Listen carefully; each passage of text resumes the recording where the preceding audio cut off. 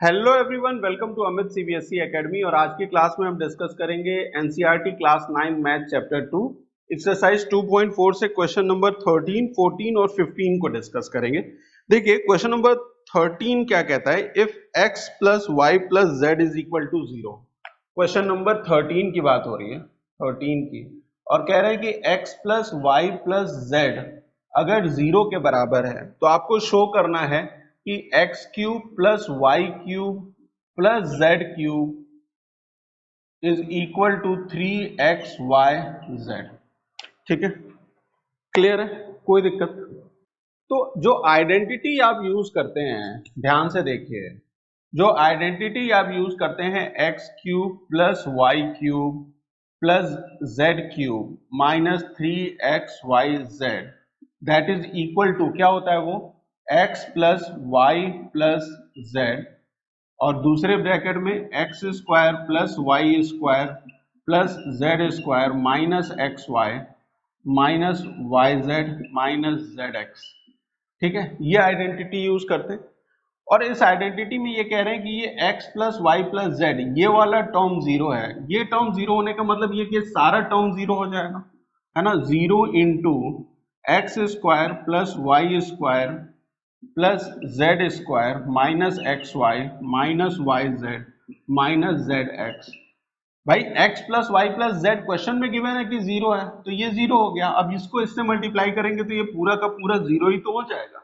और x cube plus y cube plus z cube minus 3xyz, ये किसके बराबर हो गया, 0 के बराबर हो गया। तो इस माइनस 3xyz को इधर लेके जाएंगे तो ये x cube plus y cube plus z cube is equal to 3xyz है या नहीं, है ना।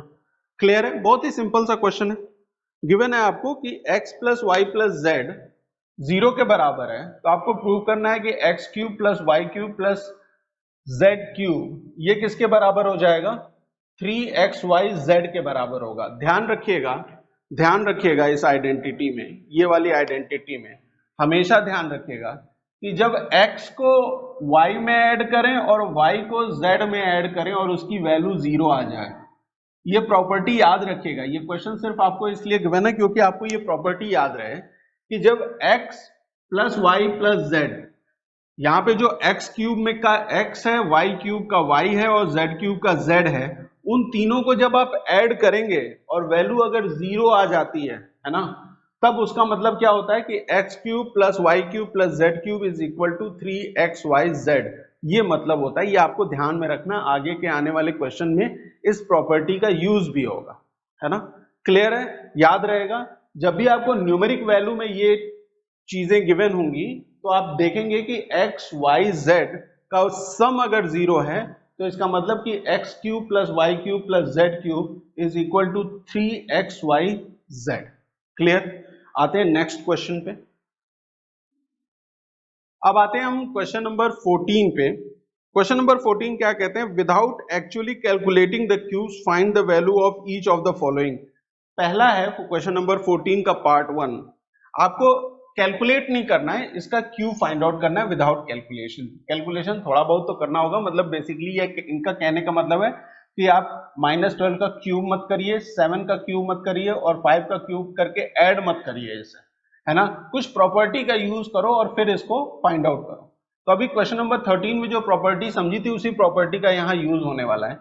यहाँ -12 का क्यूब है, यहाँ 7 का क्यूब है और यहाँ 5 का क्यूब है और सबका सम है ना, सबका सम है। ये क्यूब ये क्यूब ये क्यूब, इसकी value without calculating find out करना है। तो ये पैटर्न याद रखिएगा, जब भी आपके पास तीन अलग अलग जगह पे, जैसे 1 2 3 और तीनों का क्यूब हो, तो हमेशा ये चेक करिए कि जो ये -12 है, -12 प्लस ये जो 7 है प्लस ये जो 5 है, क्या ये 0 के बराबर है। देखिए -12 तो ये हो गया, 7 5 12 ये भी हो गया, तो -12 plus -12 that is equal to 0, मतलब ये 0 के बराबर है ना, ये 0 के बराबर। और जब ये 0 के बराबर है तो आप इस प्रॉपर्टी को देखिए, x cube plus y cube plus z cube is equal to 3xyz, जब x plus y plus z क्या होता है, 0 के बराबर होता है। तो आपको गिवन क्या है, क्यूब प्लस क्यूब मतलब x cube plus y cube plus z cube. X की जगह आप ले लेंगे -12, वाई की जगह आप ले लेंगे 7 और जेड की जगह आप ले लेंगे 5, है ना। क्लियर है। तो यहाँ पे एक्स क्यूब मतलब 12 का क्यूब गिवन है, वाई क्यूब मतलब 7 का क्यूब और जेड क्यूब मतलब 5 का क्यूब गिवन है। और x plus y plus z मतलब -12 plus 7 plus 5 is equal to 0 है। तो इसका मतलब कि ये किसके बराबर हो जाएगा, 3 इंटू 3 XYZ ना, 3 इंटू -12 इंटू 7 इंटू 5 के बराबर हो जाएगा। ठीक है, क्लियर है। अब 12 इंटू 5 कितना होता है 60 और 6 3 जा 18, है ना, -180 इंटू 7, 7 0 जा 0, 7 8 जा 56, 6 लिखा 5 कैरी कर दिया और 7 1 जा 7, 7 और 5 इज 12, है ना, -1260 इसकी वैल्यू आ जाएगी। सेम इसी तरीके से आप सेकंड पार्ट को भी सॉल्व कर सकते हैं। पैटर्न याद रखिएगा, 3 टर्म्स हो और क्यूब में गिवन हो और उनका सम फाइंड आउट करना हो। पैटर्न याद नहीं रहेगा बेटा तो परेशान हो जाएंगे, है ना। इसीलिए जितना ज्यादा प्रैक्टिस करेंगे उतना अच्छा रहेगा। 28 का क्यूब प्लस -15 का क्यूब प्लस -13 का क्यूब गिवन है ना। यहां भी क्यूब, यहां भी क्यूब, यहां भी क्यूब और तीनों सम हो रहे हैं। तो सेम पैटर्न ये भी है, चेक करेंगे 28 प्लस -15 प्लस -13 क्या ये 0 के बराबर है। तो 15 और 13 28 होता है, तो 28 माइनस 28 इज इक्वल टू 0, है ना। क्लियर है। तो ये क्या हो जाएगा, ये बराबर हो जाएगा 3 इंटू 28 इंटू -15 इंटू -13। ठीक है, तो माइनस और माइनस तो हो गया प्लस। ठीक है, आंसर जो भी आएगा वो प्लस में आएगा। ठीक, अब जरा मल्टीप्लाई कर लीजिए। 15 इंटू 13 आप करें सबसे पहले, तो 3 5 जा 15, 5 लिखा 1 कैरी कर दिया, 3 1 जा 3, 1 4 और 15 ऐड करेंगे तो 195 आ जाएगा। इस 195 में आप 3 मल्टीप्लाई कर लीजिए पहले। 3 5 जा 15, 1 कैरी कर दिया, 3 9 जा 27, 128, 2 कैरी कर दिया और 3 1 जा 3, 3 4 5, है ना। 585 आ गया, उसमें 28 का मल्टीप्लीकेशन, है ना। 585 में 28 का मल्टीप्लीकेशन, 585 में 28 और मल्टीप्लाई कर दीजिए। 8 5 जा 40, 4 कैरी कर दिया, 8 8 जा 64, 4 68, 6 कैरी कर दिया, 8 5 जा 40, 46, 2 5 जा 10, 0 लिखा 1, 2 8 जा 16, 17, 1 2 5 जा 10, 1 11 ऐड करेंगे तो 0 8 6 6 12 13, 3 1 कैरी कर दिया, यहाँ आ जाएगा 5 6 1, 16,380, है ना। एक बार चेक कर लीजिए आंसर, क्या 16,380 आंसर आता है, 16,380। क्लियर है क्वेश्चन, कोई दिक्कत क्वेश्चन नंबर 13 में, सॉरी 14 में, है ना। तो सेम प्रॉपर्टी यूज करेंगे, जब x plus y plus z 0 के बराबर हो तो इसका मतलब कि x square x cube plus y cube plus z cube is equal to 3xyz के बराबर होता है। तो ये पैटर्न याद रखिएगा, अगर ऐसे आपको कभी एग्जाम में दे दें तो आप चेक करेंगे कि इसका सम इसका सम इसका सम क्यूब हटा के, मतलब -12 प्लस 7 प्लस 5 क्या 0 है। और यहाँ पे भी उसी तरीके से चेक किया, अगर 0 है तो ये सिंपली क्या हो जाएगा, 3 इंटू -12 इंटू 7 इंटू 5 हो जाएगा, वही इसका क्यूब है। क्लियर है। नेक्स्ट सॉल्व करते हैं क्वेश्चन नंबर 15। आते हैं क्वेश्चन नंबर 15 पे। Give possible expressions for length and breadth of each of the following rectangle in which their areas are given. Area आपको गिवन है ना। एरिया पहले केस में, ये पहला केस है, क्वेश्चन नंबर 15 का पार्ट 1 है। जो एरिया आपको गिवन है वो 25 ए स्क्वायर माइनस 35 ए प्लस 12 और कह रहे हैं कि लेंथ और ब्रेथ फाइंड आउट करो। ठीक है, तो एरिया ऑफ अ रेक्टेंगल, एक अगर रेक्टेंगल आपको गिवन हो उसका एरिया अगर बात कर रहे हैं एरिया के, तो that is length into breath. मतलब अगर आप इसको L इंटू बी के फॉर्म में लिख लें, ये जो गिवन है आपको उसे आप लेंथ इंटू ब्रेथ के फॉर्म में लिख लें, तो L की वैल्यू आ जाएगी और ब्रेथ की वैल्यू, मतलब उसकी लेंथ और ब्रेथ दोनों वैल्यूज आ जाएंगी। ठीक है, तो क्या करने वाले हैं, जो गिवन है हमें 25a square minus 35a plus 12, इसको मिडिल टर्म स्प्लिट करके हम इसे फैक्टराइज कर लेंगे। मिडिल टर्म क्या है 35, तो इसे दो पार्ट में स्प्लिट करेंगे, सम क्या होगा वो तो माइनस 35 ही होगा, और प्रोडक्ट क्या होने वाला है वो हो जाएगा ए स्क्वायर का कोफिशिएंट 25 इंटू 12, है ना, तो 10 इंटू 25 करेंगे तो 250, और 2 इंटू 25 करेंगे तो 50, दैट इज इक्वल टू 300। ये 300 के बराबर आ गया। ठीक है, 300 को प्रोडक्ट होना चाहिए और सम होना चाहिए माइनस 35, तो सबसे सिंपल है कि 300 को आप प्राइम फैक्टराइज कर लें पहले, तो ये हो जाएगा 2 से 150 टाइम्स, फिर 2 से 75 टाइम्स, फिर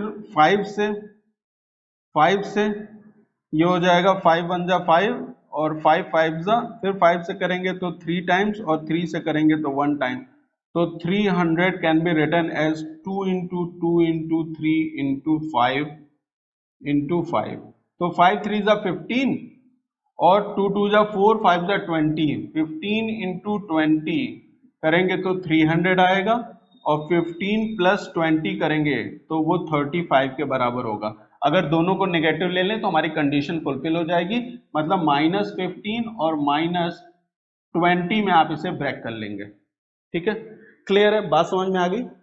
माइनस 15 और माइनस 20 में 35 को आप ब्रेक कर लेंगे। ठीक है, क्लियर है। मिडिल टर्म स्प्लिट करना तो अभी तक आपको समझ में आ गया होगा, तो यहाँ पे हो गया माइनस 15 और माइनस 20, तो 25a स्क्वायर माइनस 15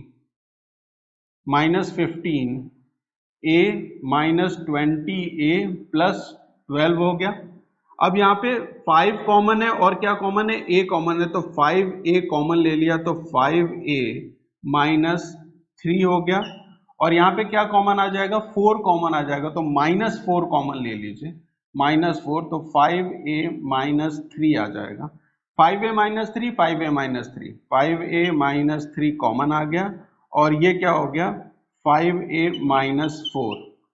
जो ये फैक्टर्स आए हैं इसके, ये क्या लेंथ इनटू ब्रेथ के फॉर्म में है कि नहीं भाई, this bracket into this bracket is same as L into b, इसका मतलब कि लेंथ की वैल्यू, लेंथ या तो 5a माइनस 3 हो सकता है और 5a माइनस 4 हो सकता है, और ब्रेथ या तो 5a माइनस 3 हो सकता है और 5a माइनस 4 हो सकता है।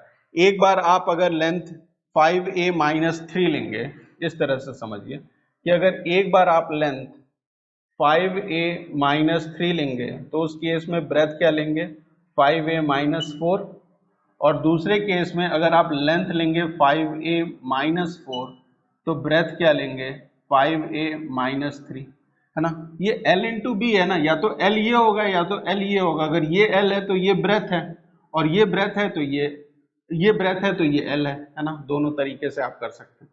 ठीक है, सेम इसी तरीके से इसका सेकंड पार्ट भी है। सेकंड पार्ट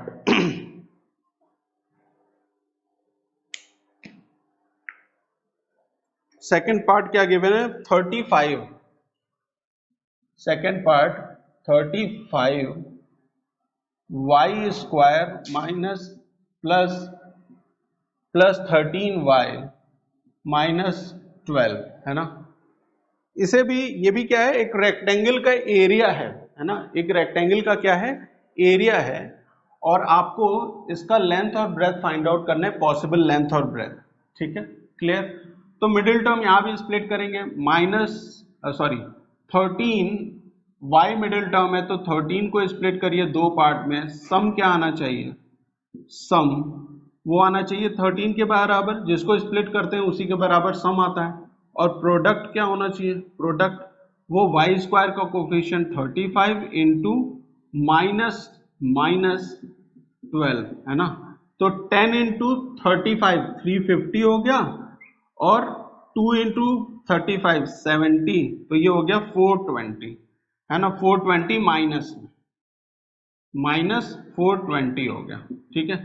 तो 420 को आप क्या करेंगे, सिंपली स्प्लिट कर लेंगे, है ना। 420 को आप क्या करेंगे, प्राइम फैक्टर्स के फॉर्म में लिख लेंगे। तो 2 से करेंगे तो 21 फिर 2 से करेंगे तो 105, फिर 5 से करेंगे 5 2 जा 5 1 जा, फिर 3 से करेंगे तो 7 टाइम्स, और 7 से करेंगे तो 1 टाइम, ठीक है। क्लियर है। तो आप 420 को लिख सकते हैं as 2 into 2 into 3 into 5 into 7 के फॉर्म में।